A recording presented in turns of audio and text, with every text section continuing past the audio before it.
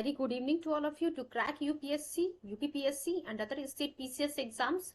Welcome to the Grandmaster 360. Myself Richa and here we are covering modern history. Today's topic is establishment of the Indian National Congress, which was formed in 1885 by A.O. Hume. अब देखिए यहाँ पे जो ये image देखने को मिल रही है ये इंडियन नेशनल कांग्रेस की इमेज है 1885 की जब फर्स्ट सेशन हो रहा था। और ये जो इमेज आपको देखने को मिल रही है A.O. ह्यूम साहब की इमेज है, who was the founder of the Indian national Congress, जिसे हम INC भी कहते हैं। अब सबसे पहले हम देखते हैं कि इसका फाउंडर कौन था। नाम अभी हम लोगों ने पढ़ ही लिया, A.O. ह्यूम साहब है। 1885 में इसका फॉर्मेशन हुआ था। अब देखिए बच्चों, ये जो स्लाइड आपके सामने है, सिर्फ इस स्लाइड से जो है एटलीस्ट 10 क्वेश्चंस आपके एग्जाम में पूछे गए हैं। अब वो पॉइंट्स में पहले आप लोगों को हाईलाइट कर दे रही हूँ कि कहाँ कहाँ से एग्जाम में क्वेश्चन पूछा हुआ है। देखिए ये जो A.O. ह्यूम लिखा है यानी कि एलन ऑक्टेवियन ह्यूम, यहाँ से पूछा हुआ है। देन पहले मैं हाईलाइट कर देती हूँ, उसके बाद चीजों को आप लोग को एक्सप्लेन किया जाएगा। रिटायर्ड ब्रिटिश सिविल सर्वेंट थे ये, इससे पूछा हुआ है। INC का फॉर्मेशन जो है 1885 में होता है। देन जब फॉर्म हुआ था उस समय INC नाम नहीं था इसका नाम था इंडियन नेशनल यूनियन। बट किसके कहने पे ये इंडियन नेशनल कांग्रेस में कन्वर्ट होता है? दादा भाई नौरोजी के कहने पे। देन ये जो कांग्रेस टर्म है कहाँ से लिया गया है? अमेरिकन कॉन्स्टिट्यूशन से लिया गया है। आफ्टर दैट इज ये जो 1885 में INC फॉर्म हुई थी, इसका पहला सेशन कहाँ हुआ था? बॉम्बे में हुआ था। प्रेसिडेंट कौन था या फिर प्रिसाइड किसके द्वारा किया गया था? WC बनर्जी के द्वारा और उमेश चंद्र बनर्जी के द्वारा। फर्स्ट सेशन जो हुआ था बॉम्बे में, वहां पे कितने लोगों ने, कितने डेलीगेट्स ने पार्टिसिपेट किया था? 72 लोगों ने वहां पे पार्टिसिपेट किया था। And Lord Dufferin, the Viceroy of India at that time, granted Hume permission for the first session। तो आप देख सकते हैं। अब मैं बताती हूँ कि कैसे कैसे जो है एग्जाम में क्वेश्चन पूछता है। देखिए ये PT के लिए जो है यहाँ पे जितने भी मैंने पॉइंट्स हाईलाइट किए वहां से एग्जाम पूछा हुआ। पहला क्वेश्चन ये पूछा गया है। पहले तो चीजों को एक्सप्लेन कर दिया जाए आप लोगों को। देखिए A.O. ह्यूम यानी कि Allan Octavian Hume, who was the retired British civil servant, इन्होंने जो है 1885 में इंडियन नेशनल यूनियन को फॉर्म किया था।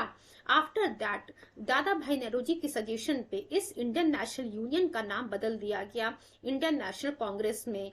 और ये जो कांग्रेस टर्म है ये लिया गया है अमेरिकन कॉन्स्टिट्यूशन से। इस कांग्रेस का मतलब होता है असेंबली। तो ध्यान रखिएगा, ये जो कांग्रेस वर्ड लिखा हुआ है, just wait for few seconds बच्चों।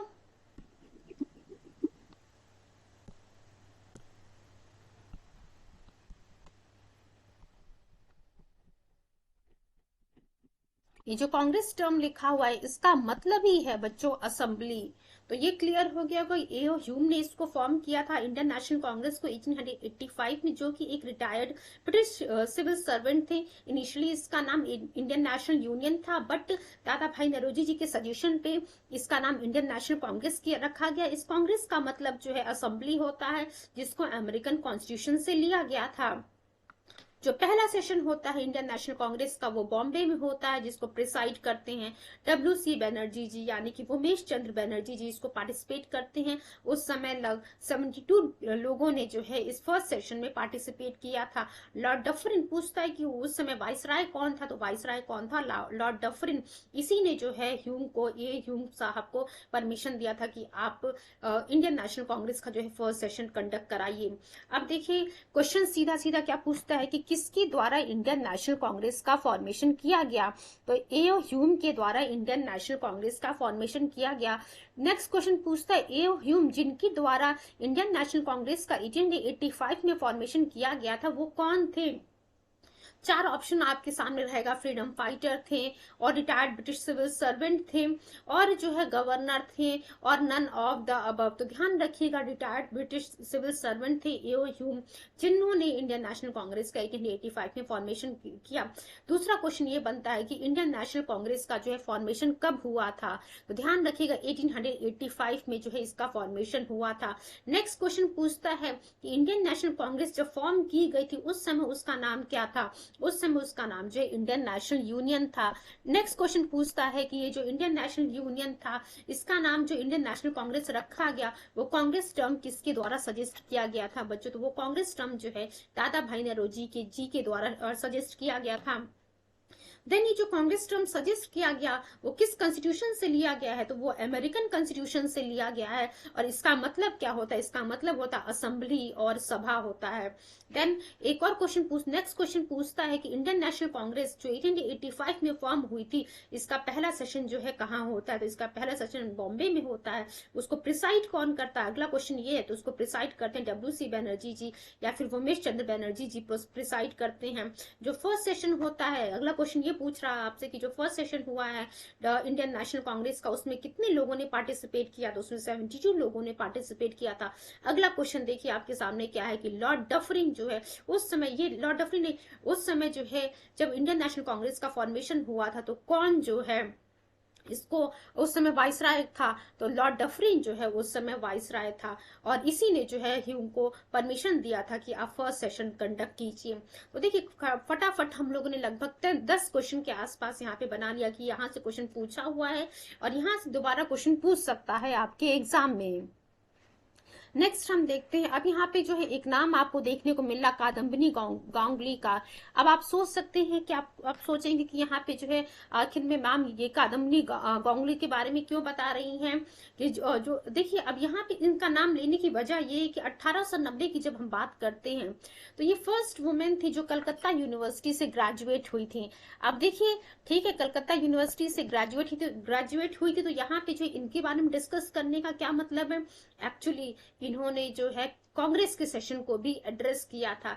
अब जब ये कादम्बिनी गांगुली जो वुमेन है, लेडीज थी, उन्होंने जब कलकत्ता के सेशन को एड्रेस किया तो ये दर्शाता है कि कहीं ना कहीं जो हमारा इंडियन फ्रीडम स्ट्रगल चल रहा था उसमें जो है वुमेन ने भी बहुत ही इंपॉर्टेंट रोल प्ले किया है। तो देखिए वही लिखा हुआ, which symbolise the commitment of the freedom struggle to give the women of India their due status in national life. तो कहीं ना कहीं इन्होंने जो है वुमेन्स ने, आप कह सकते हैं, हमारे फ्रीडम स्ट्रगल में बहुत बड़ा रोल प्ले किया है। नेक्स्ट अब हम देखते हैं कि इस इंडियन नेशनल कांग्रेस को, अब देखिए मेंस पॉइंट ऑफ व्यू से ये बहुत ही इंपॉर्टेंट है कि वो कौन सी वजह थी, वो रियल रीजन क्या था, एक्चुअल वजह क्या थी इंडियन नेशनल कांग्रेस को फॉर्म करने का। तो देखिए यहाँ पे जो है दो थियरी है, एक मिथिकल थियरी है, दूसरा जो है आपको देखने को मिलेगी रियलिस्टिक थियरी है। अब जब हम काल्पनिक थियरी की हम बात करते हैं तो ये कहा जा रहा था कि ए ह्यूम साहब जो है ह्यूमनिस्टिक अप्रोच पे जो है इस इंडियन नेशनल कांग्रेस को फॉर्म कर रहे हैं। और रीजन देखिए ह्यूमनिस्टिक अप्रोच कहा गया कि ठीक है, ह्यूमनिस्टिक यानी कि मानवता के आधार पर रख कर, मानवता को बेस बना करके ए ह्यूम साहब के द्वारा, who was a retired British civil servant, इन्होंने जो इंडियन नेशनल कांग्रेस को फॉर्म किया। अब इनका रीजन, इसके पीछे जो वो ह्यूमनिस्टिक अप्रोच की जो हम बात कर रहे हैं उससे एक्चुअली ये क्या बताना चाह रहे थे? उन्होंने कहा कि जो इंडियंस हैं उनको जो है पॉलिटिकल राइट नहीं मिल रहा है, जिसके थ्रू जो है, या फिर आप कह सकते हैं कोई ऐसा प्लेटफॉर्म नहीं है कि जिससे जो इंडियंस का जो पॉलिटिकल प्लाइट हो रहा है, या फिर जो है जो इंडियंस का आप कह सकते हैं उनका एक्सप्लॉयटेशन हो रहा है, कैसे जो है उस किसी एक प्लेटफॉर्म नहीं है जहां से वो अपनी वॉइस रख सके ब्रिटिश गवर्नमेंट के सामने कि हाँ हमें ये प्रॉब्लम्स हो रही हैं, सो दैट ब्रिटिशर्स जो है उस प्रॉब्लम को सॉल्व, उस ग्रीवांस को सॉल्व करें, या फिर जो आप कह सकते हैं इंडियंस और ब्रिटिश के बीच में जो है जो खाई क्रिएट हो गई थी उसको जो है कम करने की कोशिश की जाएगी इस इंडियन नेशनल कांग्रेस के द्वारा। तो देखिए वही यहाँ पे लिखा हुआ है कि ए ह्यूम साहब, ये कहा जा रहा था कि ए ह्यूम साहब जो ह्यूमनिस्टिक अप्रोच पे जो है इस इंडियन नेशनल कांग्रेस को इस्टेब्लिश कर रहे हैं, सो दैट इंडियंस को जो है एक पॉलिटिकल प्लेटफॉर्म मिल सके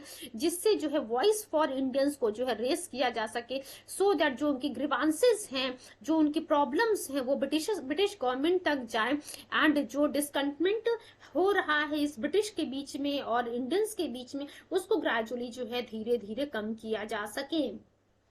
तो आप देख सकते हैं कि ये ह्यूम साहब का मानना था, मीन्स जो मिथिकल थ्योरी है कि ये ह्यूम साहब ये सोच के बैठे थे कि इससे जो है ब्रिटिश गवर्नमेंट कहीं ना कहीं जो है इस आईएनसी के माध्यम से, यानी कि इंडियन नेशनल कांग्रेस के माध्यम से ब्रिटिश गवर्नमेंट जो इंडियंस हैं उनके ग्रीवांसेस को जो है सॉल्व करने की कोशिश करेगी। बट एक्चुअली में ऐसा कुछ था नहीं। एक्चुअली में जो इस इंडियन नेशनल कांग्रेस को फॉर्म किया गया था वो जो है एज अ सेफ्टी वॉल्व के रूप में फॉर्म किया गया था कि इंडियंस का जो भी गुस्सा है, जो आक्रोश है, उस इंडियन नेशनल कांग्रेस से हो करके ब्रिटिश गवर्नमेंट तक पहुंचेगा, सो दैट उतना जो है आघात, उतना चोट जो है ब्रिटिश गवर्नमेंट को नहीं पहुंचेगा। अब देखते हैं हम इस रियलिस्टिक थियरी की जब हम बात कर रहे हैं तो एक्चुअली जो देखिए रियलिस्टिक थियरी मेन जो हमारे एक्सट्रीमिस्ट लीडर थे, एक्सट्रीमिस्ट लीडर में देखिए मेन जो नाम आता है लाल बाल पाल, यानी कि लाला लाजपत राय, बाल गंगाधर तिलक एंड बिपिन चंद्र पाल, ये जो तीन नाम है ध्यान रखिएगा। सीधा सीधा क्वेश्चन पूछता है, जब भी आप इंडियन नेशनल कांग्रेस वाला चैप्टर उठाएंगे उसके प्रीवियस ईयर क्वेश्चन, तो सीधा सीधा क्वेश्चन पूछता है कि एक्सट्रीमिस्ट लीडर्स कौन थे, मॉडरेट लीडर्स कौन थे। तो ध्यान रखिएगा अभी जो है थोड़ी देर में हम जो मॉडरेट फेज डिस्कस करेंगे, एक्सट्रीमिस्ट फेज डिस्कस करेंगे, एंड हाँ एक लेक्चर में जो है मॉडरेट कौन थे, एक्सट्रीमिस्ट कौन थे, सभी चीजों को जो एक सेपरेट लेक्चर में डिस्कस किया जाएगा। बिफोर दैट हम इस जो रियलिस्टिक थियरी थी उसे कवर कर लेते हैं। एक्सट्रीमिस्ट एलिमेंट्स यानी कि एक्सट्रीमिस्ट लीडर्स वो कौन कौन थे, वो लाला लाजपत राय जी थे, बाल गंगाधर तिलक जी थे, एंड बिपिन चंद्र पाल, लाल बाल पाल, ये तीनों नाम एक साथ याद रखिएगा। इन्होंने जो है एक सेफ्टी वॉल्व थियरी के बारे में बताया और कहा कि ब्रिटिशर्स जो हैं एक्चुअली ये जो कहा जा रहा कि ह्यूम जो है ह्यूमनिस्टिक अप्रोच पे इस आईएनसी का फॉर्मेशन किया, ऐसा कुछ है नहीं। एक्चुअली जो है ये ब्रिटिशर्स की ही चाल थी कि ये सेफ्टी वॉल्व के रूप में जो है इस आईएनसी को इस्तेमाल किया जाएगा। लाला लाजपत राय जी ने जो है उनकी दो किताबें याद रखिएगा आप लोग, अनहैप्पी इंडिया एंड पंजाबी। सीधा सीधा लिटरेचर वाला जब क्वेश्चन पूछता है तो लिटरेचर वाला भी पूछे, लिटरेचर वाले में भी पूछेगा, एज वेल एज जब आईएनसी वाला आप करेंगे पीवाईक्यूज, वहां भी जो है क्वेश्चन पूछता है कि अनहैप्पी इंडिया किसके द्वारा लिखा गया, तो अनहैप्पी इंडिया बच्चों लाला लाजपत राय जी के द्वारा लिखा गया है। पंजाबी की हम बात करें तो पंजाबी भी लाला लाजपत राय जी के द्वारा ही लिखा गया है। अब ये जो दो किताबें हैं इनकी, अनहैप्पी इंडिया की जो हम बात कर रहे हैं बच्चों, और जो हम पंजाबी की बात कर रहे हैं, यहाँ पे लाला लाजपत राय जी ने ब्रिटिश गवर्नमेंट का जो है तो पूरा का ब्रिटिशर्स का जो है आप कह सकते हैं ब्रिटिशर्स की जो पॉलिसी है उसका क्रिटिसिज्म किया है, और ये जो इंडियन नेशनल कांग्रेस को जो फॉर्म किया गया है उसका भी क्रिटिसाइज किया है कि ये एक्चुअली ब्रिटिश गवर्नमेंट अपने लिए ही इसको क्रिएट किया, ये हमारे लिए, हम इंडियंस की ग्रीवांसेस को सॉल्व करने के लिए क्रिएट नहीं किया गया। तो देख लेते हैं इसमें क्या लिखा हुआ। इन दीज टू बुक्स ही explained and criticise the policy of the British regarding the establishment of the Indian national Congress. किस प्रकार से क्या एम था आईएनसी का, आईएनसी को फॉर्म करने का ब्रिटिश गवर्नमेंट के द्वारा, इन सभी चीजों को जो है इसमें आप कह सकते हैं अनहैप्पी इंडिया में और पंजाबी जो कि लाला लाजपत राय जी के द्वारा लिखी गई है उसमें इसका क्रिटिसिज्म किया गया है। तो ध्यान रखिएगा लाल बाल पाल ये एक्सट्रीमिस्ट लीडर्स थे। अब देखते हैं बच्चों हम लाला लाजपत राय जी की बात करें, जहां अभी हम लोगों ने अनहैप्पी इंडिया एंड पंजाबी की बात की, जहां जो है आईएनसी को जो फॉर्म किया गया है ब्रिटिश गवर्नमेंट के द्वारा, ब्रिटिशर्स की जो पॉलिसीज थी उसको फॉर्म करने की, उसका कह सकते उसको क्रिटिसाइज किया है। लाला लाजपत राय जी का मानना था कि लॉर्ड डफरिन और ए ह्यूम की ही कॉन्स्पिरेसी थी कि जो है एक आईएनसी को फॉर्म किया जाए। ये जो स्टेटमेंट आपको देखने को मिल रहा है, ये क्वेश्चन पूछा हुआ है कि किसका मानना था कि it was the conspiracy of Lord Dufferin and A.O.. Hume. तो ये जो है लाला लाजपत राय जी का मानना था कि इंडियन नेशनल कांग्रेस को फॉर्म करने के पीछे जो कहीं ना कहीं लॉर्ड डफरिन और ए.ओ. ह्यूम का एक षड्यंत्र रहा है। क्यों जो है एक प्रकार का वो कॉन्स्पिरेसी था, क्योंकि जो है जब हम second half of 19th century देखते हैं बच्चों, उस समय आपको देखने को मिलेगा कि भारत में जो राष्ट्रीयता की भावना थी, वो जो वेव था राष्ट्रीयता का, नेशनलिज्म का, वो बहुत ही ज्यादा हो गया था। आप कह सकते हैं ग्रोइंग टाइड ऑफ नेशनल, बहुत ज्यादा जो है नेशनलिज्म की फीलिंग लोगों में जनरेट हो गई थी, एंड इंडियंस का जो एग्रेशन था वो जो है आपको बहुत देखने को मिल रहा था ब्रिटिश गवर्नमेंट, ब्रिटिश पॉलिसीज के खिलाफ। तो इन्हीं सब चीजों को देख करके जो ब्रिटिश थिंक टैंक था उसने जो है एक कॉन्सेप्ट निकाला जिसके थ्रू जो है आप कह सकते हैं एक ऑर्गेनाइजेशन इस्टेब्लिश किया जाएगा जिसके थ्रू जो है जो बफर का काम करेगा, और ब्रिटिश गवर्नमेंट के मींस जो इंडियन का एग्रेशन है, जो आप कह सकते हैं जो गुस्सा है, वो ब्रिटिश गवर्नमेंट तक डायरेक्टली ना पहुंच करके बीच में जो आईएनसी के मेंबर्स होंगे वहां तक पहुंचेगा, फिर वहां से छन करके जो है ब्रिटिश गवर्नमेंट तक पहुंचेगा। तो देखिए क्या लिखा हुआ है। Thus, the British think tanks derived the concept by which it was said that in between the British government in India and the Indian public, there would be the buffer organization known as the Indian National Congress. तो ये लाला लाजपत राय जी का मानना था कि कहीं ना कहीं ये जो लॉर्ड डफरिन थे और जो ए ह्यूम साहब थे, इन्होंने जो इसको आईएनसी को फॉर्म करने की कोशिश की है, उसको एक बफर के रूप में जो है जनरेट किया है, उस ऑर्गेनाइजेशन को बनाया है जो कि ब्रिटिश गवर्नमेंट इन इंडिया और इंडियन पब्लिक के बीच में बफर का काम करेगी। तो उम्मीद करते हैं चीजें आप लोग को क्लियर हो रही हैं। क्यों? क्योंकि उस समय जो है जब हम second half of 19th century की बात करते हैं, वहां पे जो नेशनलिज्म की जो फीलिंग थी बहुत ज्यादा बढ़ गई थी लोगों के मन में। अब हम देखेंगे कि what were the major objectives of the Indian national Congress. पहला पॉइंट देखिए, पैन इंडिया ऑर्गेनाइजेशन की हम बात कर रहे हैं। दूसरा point, politicise and politically educate people. तीसरा पॉइंट, पहले हम एक बार हेडलाइंस देख लेते हैं। After that, organisation for expression of the Indian demands. कोई ना कोई एक ऐसा ऑर्गेनाइजेशन तो चाहिए था हमें जिसके थ्रू हम इंडियंस की डिमांड ब्रिटिश गवर्नमेंट के सामने रख सकें। नेक्स्ट था anti colonialism feeling, means nationalist feeling को जो है बढ़ाना। Then forward looking political and economic programme. उसके बाद प्रमोट नेशनलिज्म। देखिए जहां जो हम एंटी कॉलोनिज्म की बात कर रहे हैं, कहीं ना कहीं आपको यहाँ पे देखने को मिलेगा कि इसके थ्रू भी जो हम नेशनलिज्म को प्रमोट कर रहे हैं। Then moderate phase. चलिए अब हम जो हमारे टॉपिक्स थे यहाँ पे उसको डिस्कस कर लेते कि what were the major objectives of the Indian national Congress.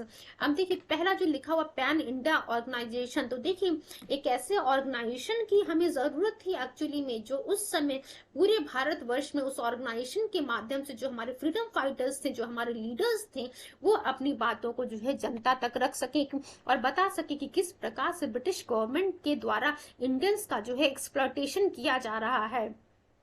दूसरा पॉइंट हम देखते हैं, politicise and politically educate people. अब देखिए कहीं ना कहीं कांग्रेस ने जो है, अब जब इंडियन नेशनल कांग्रेस ठीक है फॉर्म तो हो गई, अब हमें कुछ लोगों के द्वारा कहा एक मेथिकल थियरी और एक रियलिस्टिक थियरी हम लोगों ने देखा।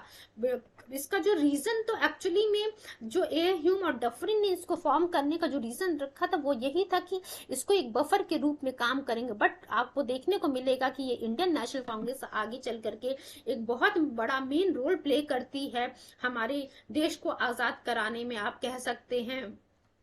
तो कांग्रेस का जो है अब यहाँ पे इंडियन नेशनल कांग्रेस का जो है एक एम हो गया था कि जनता में जो है किस प्रकार से जो है हम एक अवेयरनेस क्रिएट करें कि जो ब्रिटिश गवर्नमेंट की जो पॉलिसीज हैं वो जो है हम इंडियंस का कहीं ना कहीं एक्सप्लॉयटेशन कर रही है, हमारे जो पॉलिटिकल राइट हैं उसे हमें नहीं दिया जा रहा है।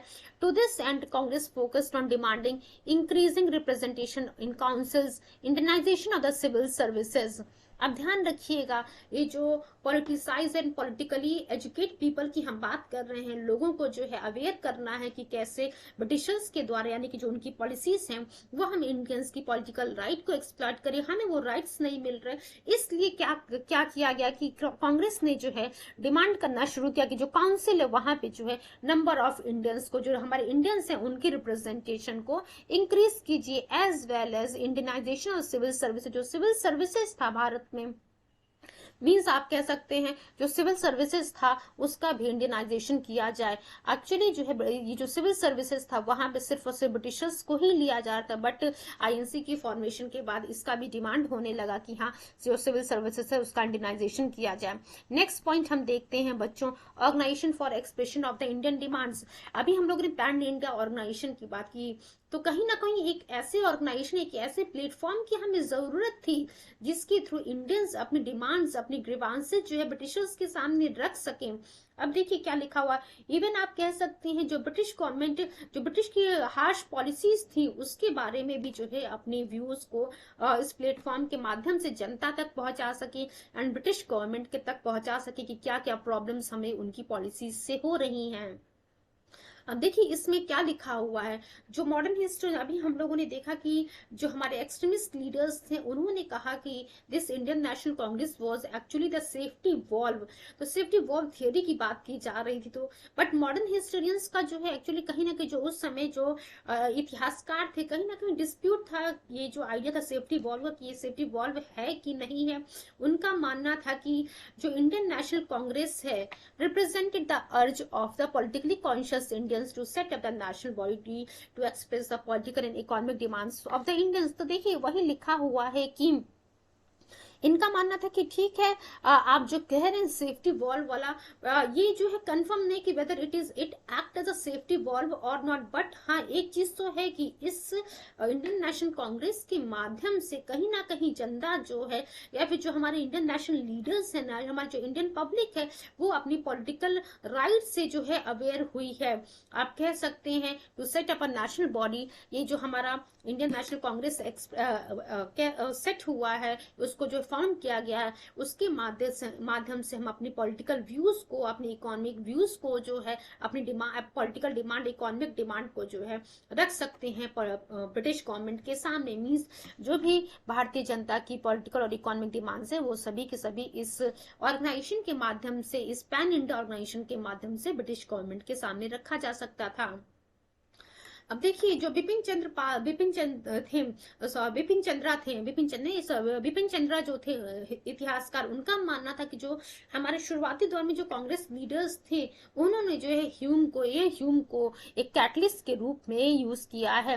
देन एंटी कॉलोनिज्म की हम जब बात कर रहे हैं बच्चों, तो एंटी कॉलोनिज्म वाली जब हम बात कर रहे हैं तो इसका मतलब क्या है कि इंडियन पब्लिक के मन में जो है कहीं ना कहीं हमें एंटी कॉलोनियल यानी कि ब्रिटिश गवर्नमेंट के खिलाफ जो है चीजों को प्रोपोगेट करना है, डेवलप करना है। अब जब हम ब्रिटिश गवर्नमेंट के खिलाफ लोगों के मन में बातें बैठ जाएंगी तो उससे क्या होगा, नेशनलिस्ट आइडियोलॉजी को जो है हम बढ़ावा दे सकते हैं। Promote friendly relation among the nationalist political workers from the different parts of the country।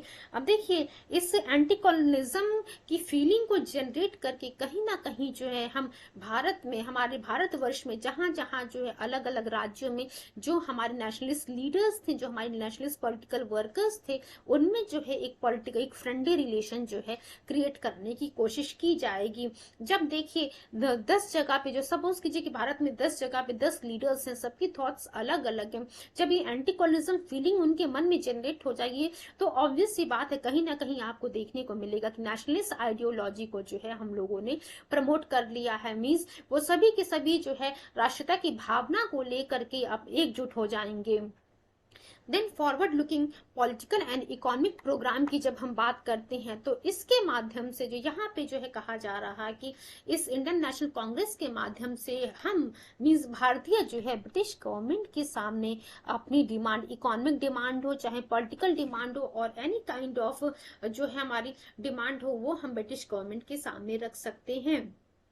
Then promote nationalism की जब हम बात करते हैं बच्चों तो यहाँ पे देखिए क्या लिखा हुआ है, develop and consolidate a feeling of national unity among people respective of religion, caste and province. देखिए कहीं ना कहीं जो है राष्ट्रीयता की भावना जो है डेवलप करने के एक तो हमारा तरीका था कि हम एंटी कॉलोनियल फीलिंग को जो है डेवलप करेंगे, जिससे इनडायरेक्टली आपको देखने को मिलेगा कि नेशनलिस्ट आइडियोलॉजी को हम डेवलप कर रहे हैं एज वेल एज हम उसे प्रोपोगेट कर रहे हैं। जब हम नेशनलिज्म की भावना को प्रमोट करने की हम बात करते हैं तो यहाँ पे जो है लोगों के मन में नेशनल यूनिटी की फीलिंग को कंसोलिडेट करना है और डेवलप करना है बिना किसी रिलीजन, धर्म, रिलीजन, कास्ट या प्रोविंस को जो है उसको आधार बना के, मीन्स आप कह सकते हैं धर्म, कास्ट या प्रोविंस को जो है इनके आधार पर डिस्क्रिमिनेशन ना करके जो है नेशनल यूनिटी को प्रमोट करेंगे। तो वही यहाँ पे लिखा हुआ है, develop and consolidate a feeling of national unity among people irrespective of religion, caste and province. Next point हम देखते हैं बच्चों, अब हम मॉडरेट फेज की बात करते हैं। मैंने इनिशियली ही आपको कहा कि एक एक्सट्रीमिस्ट लीडर्स थे, कुछ हमारे मॉडरेट लीडर्स थे। जब हम मॉडरेट फेज की बात करते हैं तो ये चीज ध्यान रखिएगा, just wait for few seconds. One more request to all of you that मेरा लेक्चर जब भी आपके सामने अवेलेबल होता है तो प्लीज एक पेन और कॉपी जरूर लेके बैठा कीजिए, सो दैट जो इम्पोर्टेंट बातें हैं उसको आप नोटेड डाउन कर सकें। because each and every point of my lecture is very very important for your coming exams. Just wait for a few seconds.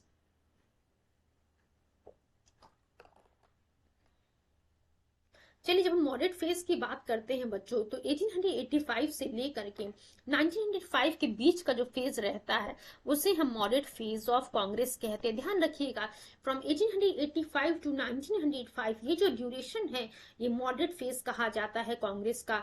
अब जो सबसे इंपॉर्टेंट लीडर रहे हैं मॉडरेट फेज के, means most prominent moderate leader जो रहे हैं वो कौन है? दादा भाई नौरोजी जी। अब देखिए, ये जो स्लाइड आपके सामने है, यहां से कहा कौन कौन सा क्वेश्चन एग्जाम में बना हुआ है, पहले मैं उसे हाईलाइट कर देती हूँ।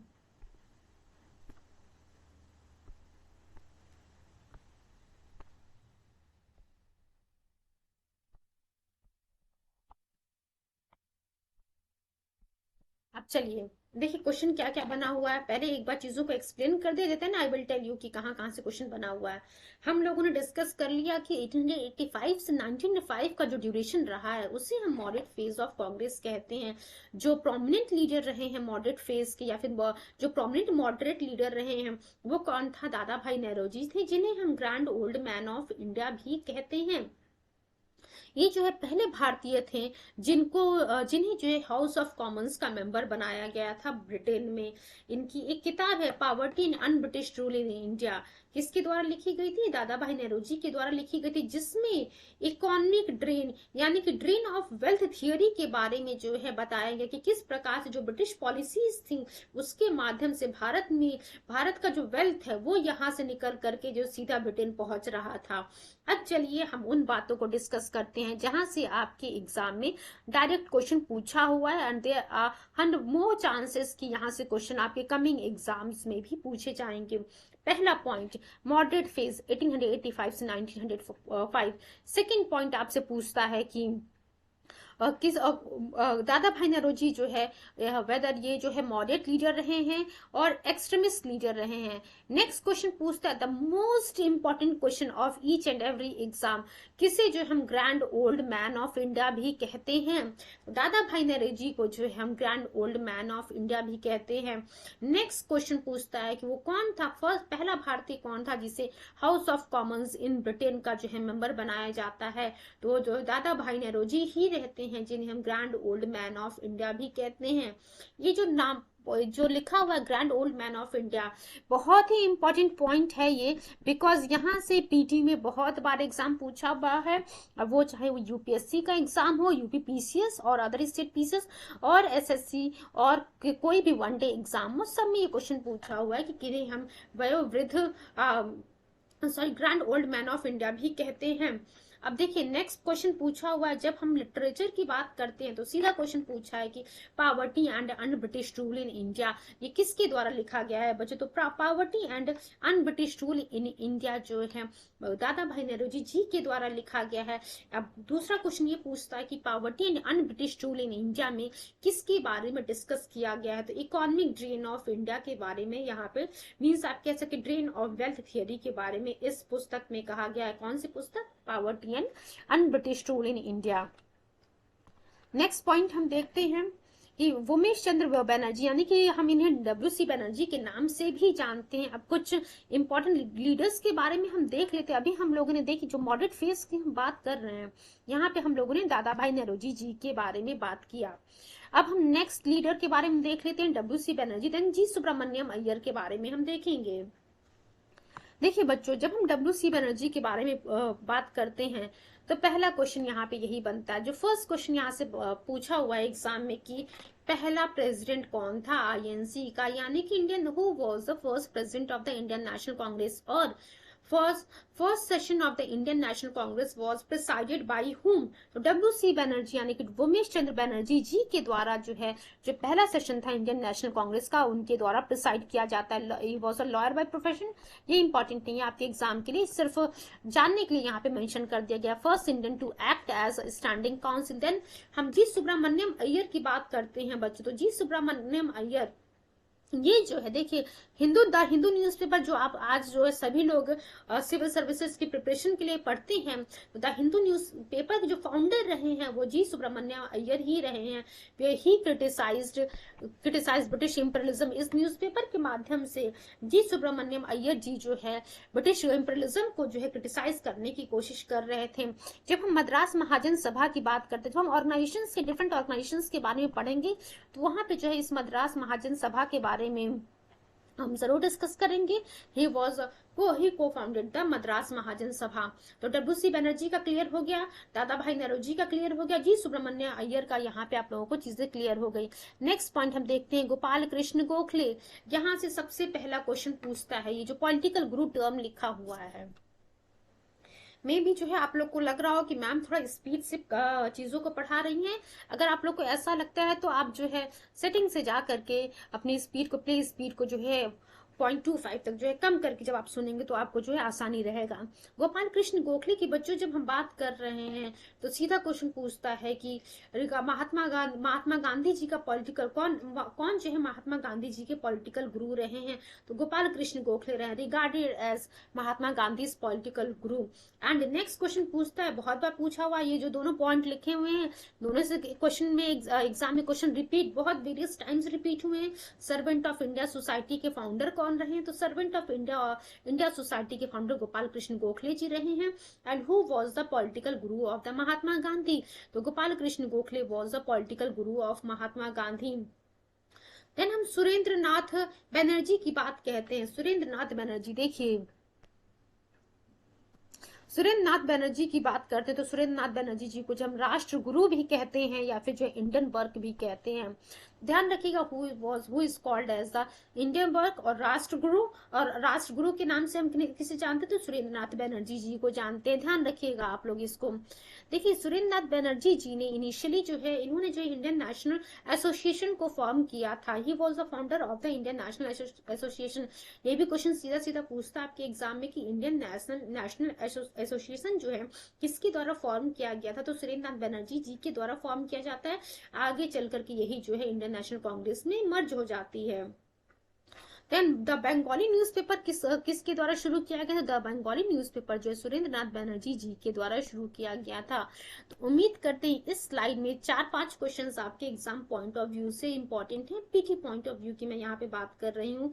देखिए जब हम जो मेंस में चीजें आने वाली होती है मैं वो आप लोग को बता देती हूँ। एंड मेंस का जब भी एग्जाम आने वाला होगा वहां पे जो है एक मेंस के मैराथन हम चलाएंगे, जहां पे सभी जो भी मेंस में क्वेश्चन पूछे गए हैं या फिर जो है जो एग्जाम्स में आने वाले क्वेश्चंस उन पे जो है हम डिस्कस करेंगे। तो गोपाल कृष्ण गोखले की जब हम बात कर रहे थे तो वहां पे हम लोगों ने देखा था कि इन्हें हम महात्मा गांधी जी का पॉलिटिकल गुरु भी कहते हैं और इन्होंने जो सर्वेंट ऑफ इंडिया सोसाइटी को फॉर्म किया। देन सुरेंद्र नाथ बनर्जी जी का हम लोगों ने देखा, इन्हें हम राष्ट्र गुरु भी कहते हैं और इंडियन वर्क भी कहते हैं। इन्होंने ही जो इंडियन नेशनल एसोसिएशन को फॉर्म किया था और वही आगे चल के आईएनसी में मर्ज हो जाता है। देन द बंगाली न्यूज़पेपर किसके द्वारा फॉर्म किया गया था, ये सुरेंद्र नाथ बनर्जी जी के द्वारा फॉर्म किया गया था। नेक्स्ट बच्चों हम देख लेते हैं, just wait for few seconds. देखिए हम लोग जो है आज ये जो moderate achievement of moderate nationalist लिखा हुआ है, sorry just wait, moderate approach जो है हम कवर कर लेते हैं। देखिए अब इसमें हम क्या बातें डिस्कस करेंगे बच्चों, यहाँ क्या लिखा हुआ है, अर्ली नेशनलिस्ट बिलीव्ड इन। देखिए मॉडरेट जो लीडर्स थे वो जो है पेशेंस में बिलीव करते थे और सोचते थे कि हम अपने जो है मीन्स ये लड़ाई झगड़े में बिलीव नहीं करते थे। इनका मानना था कि हम जो है पेशेंस से जो है अपनी बातों को जो है ब्रिटिश गवर्नमेंट से मनवा लेंगे।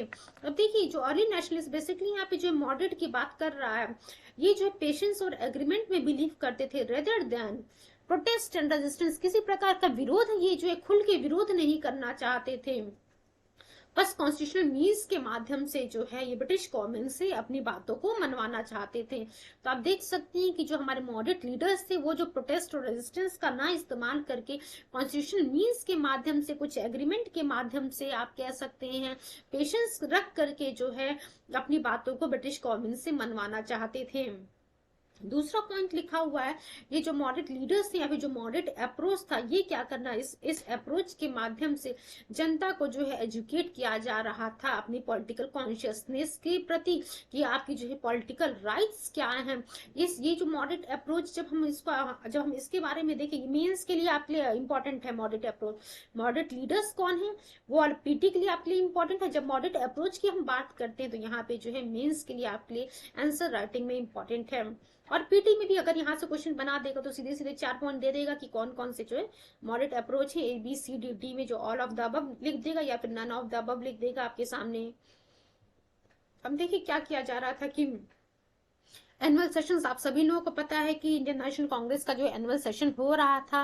अब इस एनुअल सेशन के माध्यम से जनता का जो है ओपिनियन, पब्लिक ओपिनियन क्रिएट किया जा रहा था in favour of their demands. तो देख सकते हैं आपकी पब्लिक को जो है एजुकेट किया जा रहा था कि उनकी पॉलिटिकल राइट्स क्या है, और जो है उनके ओपिनियन को जो है ये इंडियन नेशनल कांग्रेस के जो मॉडरेट लीडर्स थे एनुअल सेशन के माध्यम से पब्लिक ओपिनियन अपने फेवर में क्रिएट कर रहे थे। Positions and meetings were held, speeches दिए जा रहे थे, डिस्कशंस हो रहे थे कि किस प्रकार से जो है इकोनॉमिक राइट हमें मिलेगा, कैसे हमारा हमारा जो सोशल एक्सप्लॉयटेशन हो रहा वो खत्म होगा, पॉलिटिकल राइट्स जो हमें प्रॉपर तरीके से नहीं मिले हैं उसको जो है कैसे हम हासिल करेंगे। तो वेरियस चीजों पे जो है लगातार एनुअल सेशंस में डिस्कशंस हो रहे थे वहां पे। They also drafted petitions and memorandums before submitting them to the government. तो आप देख सकते हैं कि कहीं ना कहीं यहाँ पे जो है ब्रिटिश गवर्नमेंट का खुल के विरोध नहीं किया जा रहा था, ये जो मॉडरेट अप्रोच था। अब हम देखेंगे कि जो मॉडरेट हमारे लीडर्स थे, जो मॉडरेट अप्रोच अपनाया जा रहा था, अचीवमेंट को ऐसा तो है नहीं कि वो सिर्फ और सिर्फ जो है आप कह सकते हैं फेल हुआ जो मॉडरेट अप्रोच था, नहीं, कुछ अचीवमेंट्स थी उस मॉडरेट अप्रोच की। जो मॉडरेट नेशनलिस्ट लीडर्स थे हमारे, इन्होंने क्या किया, ये जो हमारे मॉडरेट नेशनलिस्ट लीडर्स का जो अप्रोच है, इसके माध्यम से जनता में जो है कहीं ना कहीं नेशनल कॉन्शियसनेस, जो इंडियन पब्लिक थी उनमें जो है कॉन्शियसनेस क्रिएट हुआ of the bonds that made Indians conscious of the wants of the common political, economic and cultural interests that united them। अब देखिए ये जो एनुअल सेशंस यहाँ पे हो रहा था उसके माध्यम से जो है पब्लिक में क्यों ना कहीं ना कहीं पॉलिटिकल कॉन्शियसनेस को क्रिएट करने किया गया, और लोगों में जो है ये जो मॉडरेट लीडर्स थे इन मीटिंग्स के माध्यम से अपने फेवर में जो है जनता को कर रहे थे। अब देखिए डिफरेंट अलग भारत में जो है अलग, इंडिया में जो है अलग अलग जगह पे अलग अलग लीडर्स थे। अब ये जो एनुअल सेशंस, क्योंकि जो इंडियन नेशनल कांग्रेस का सेशन हो रहा था वो भारत में जो है अलग अलग जगह पे हो रहा था, उससे जो लोग थे, जो पॉलिटिकल इंटरेस्ट था लोगों का, इकोनॉमिक इंटरेस्ट था, कल्चरल इंटरेस्ट था, तो लोगों को लगने लगा रहे इसमें तो हमारे लिए भी अच्छी बात है। तो इन सब चीजों को लेकर के ये जो हमारे भारतीय इंडियंस थे, इंडियन पब्लिक थी, वो जो है यूनाइट हो जाती हैं। They also trained people in politics by popularizing the ideas of democracy, civil liberties, secularism and nationalism। तो आप देख सकते हैं कि किस प्रकार से जो है भारतीय जनता में जो है मॉडरेट लीडर्स जो थे हमारे, उन्होंने जो है डेमोक्रेसी की आइडिया को जो है उसमें उन लोगों में इन पब्लिक में जो है पॉपुलराइज कराया। सिविल लिबर्टीज क्या थी, क्या सेकुलरिज्म का मतलब है, क्या नेशनलिज्म का मतलब है, इन सभी चीजों से जो है भारतीय जनता को अवेयर कराया गया। They carefully analyse the political economy of British rule in India and put forward the Drain theory to explain British exploitation of India। जहां हम लोगों ने दादा भाई नौरोजी की बात की थी, अब थोड़ी देर पहले ही हम लोगों ने डिस्कस किया था कि दादा भाई नौरोजी जो है मॉडरेट लीडर थे, जिन्हें हम grand old man of India भी कहते हैं, और इन्होंने अपनी book poverty and British rule in India में जो है ड्रेन ऑफ वेल्थ थियोरी के बारे में बताया था। तो यही वो लीडर्स थे, मॉडरेट लीडर्स थे, कहीं ना कहीं जो है वो जो पॉलिटिकल इकोनॉमी था ब्रिटिश रूल का भारत में, उसको एनालाइज करते हैं, तब ये बताते हैं कि किस प्रकार से ब्रिटिशर्स जो है भारतीयों का एक्सप्लॉयटेशन कर रहे हैं, और हमारी जो वेल्थ है उसको यहाँ से लेकर के ब्रिटेन लेकर के जाया जा रहा था। वही जो ड्रेन ऑफ वेल्थ थियोरी के बारे में ब्रिटिश दादा भाई नौरोजी के द्वारा एक्सप्लेन किया गया है। The efforts of the early nationalists also led to the implementation of various social reforms such as, आप देख सकते हैं हम जो हमारे अर्ली नेशनलिस्ट लीडर्स थे, मीन्स हम यहाँ पे मॉडरेट्स की बात कर रहे थे, तो कहीं ना कहीं जो है जो उनका एफर्ट्स था आपको जो है एक सोशल रिफॉर्म के बारे में रिफॉर्म्स के रूप में देखने को मिलेगा। कुछ सोशल चेंजेस किए गए। आप देखिए पब्लिक सर्विस कमीशन को स्टैब्लिश किया गया। Then resolution of the House of Commons, just wait, 1893 allowing for simultaneous examination for the Indian civil service in London and India। अब देखिए पब्लिक सर्विस कमीशन को स्टैब्लिश किया जाए, अपॉइंट किया जाता है, और हाउस ऑफ कॉमन्स में 1893 की हम बात कर रहे हैं, वहां पे एक रिजोल्यूशन पास किया जाता है और कहा जाता है कि इंडियन सिविल सर्विसेज जो लंदन में है, जिस प्रकार से लंदन में उसका एग्जाम कंडक्ट हो रहा है, उसी प्रकार से एक साथ जो है लंदन और भारत इंडिया में दोनों जगह जो है इंडियन सिविल सर्विसेज का एग्जाम कंडक्ट किया जाएगा। और वेलेबी कमीशन जो है इंडियन एक्सपेंडिचर पे अपॉइंट की जाती है 1895 में। जब आप देख सकते हैं कि किस 1885 में जो है आईएनसी का फॉर्मेशन होता है। हाउस ऑफ कॉमन्स में 1893 में जो पब्लिक सर्विस कमीशन अपॉइंट की जाती है, वहां पे जो एक रिजोल्यूशन पास होता है कि लंदन और इंडिया में दोनों जगह साइमल्टेनियस एग्जामिनेशन कंडक्ट किए जाएंगे इंडियन सिविल सर्विसेज के लिए। और 1895 में वेलबी कमीशन जो है अपॉइंट की जाती है इंडियन एक्सपेंडिचर के लिए। आप देखिए बच्चों कुछ चीजें और थोड़ा सा डिस्कस कर लेते हैं, उसके बाद जो है हम नेक्स्ट जो हमारा लेक्चर होगा कल पार्ट 2 जो इसका आएगा उसमें हम डिस्कस करेंगे। थोड़ा सा इस स्लाइड को बस देख लेते हैं हम लोग। कुछ इंपॉर्टेंट सेशंस थे इंडियन नेशनल कांग्रेस के। फर्स्ट सेशन बच्चों बॉम्बे में होता है, ये आप लोगों को शुरू में ही बता दिया गया है। 1885 में प्रिसाइड कौन करता है? WC बनर्जी जी करते हैं। फॉर्मेशन जो है, और यही 1885 में जो है इंडियन नेशनल कांग्रेस का फॉर्मेशन होता है। जब सेकेंड सेशन की हम बात करते हैं कलकत्ता में होता है, ये ध्यान रखिएगा, Bombay. Then second session Calcutta में होता है 1886 में। इसके प्रेसिडेंट कौन रहते हैं? दादा भाई नेहरूजी। दादा भाई नेहरूजी के बारे में आप लोग को बता दिया गया है। Grand old man of India, as well as इन्होंने poverty and British rule in India book लिखी है, जिसमें ड्रेन ऑफ वेल्थ थियरी के बारे में बात किया गया है। जब हम थर्ड सेशन की बात करते हैं, मद्रास में हुआ था 1887 में।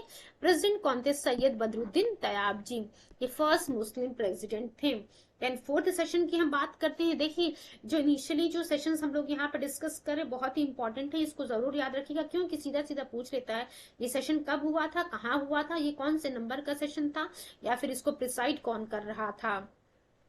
देखिए अब फोर्थ सेशन की हम बात करते हैं, इलाहाबाद में होता है 1888 में। प्रेसिडेंट रहते हैं जॉर्ज यूले साहब, जो कि फर्स्ट इंग्लिश प्रेसिडेंट रहते हैं। वहीं जब हम 1896 की बात करते हैं, कलकत्ता में होता है ये सेशन। प्रेसिडेंट कौन रहता है? यहाँ पे रहमतुल्लाह सयानी जी रहते हैं। और नेशनल सॉन्ग जो वंदे मातरम है हमारा, इसी सेशन में आपको देखने को मिलेगा, संग for the first time by the Rabindranath Tagore. तो उम्मीद करते हैं चीजें आप लोग को याद हो गई होंगी। पहला session 1885 Bombay, second session 1886 Calcutta, third session 1887 Madras, fourth session 1888 Allahabad, और 1896 का जब सेशन हम बात करते हैं कलकत्ता में हुआ था, प्रेसिडेंट थे रहमतुल्लाह सयानी जी। आज का सेशन बच्चों हमारा यहीं पे एंड होता है। सेशन को एंड करने से पहले आप लोगों से मेरी रिक्वेस्ट है, प्लीज चैनल को लाइक शेयर एंड सब्सक्राइब जरूर करें। और हाँ, जब भी आप इस सेशन को सुनिएगा एक पेन और कॉपी जरूर लेके बैठिएगा, सो दैट इंपॉर्टेंट पॉइंट्स जो है उनको आप नोटेड डाउन कर सकें।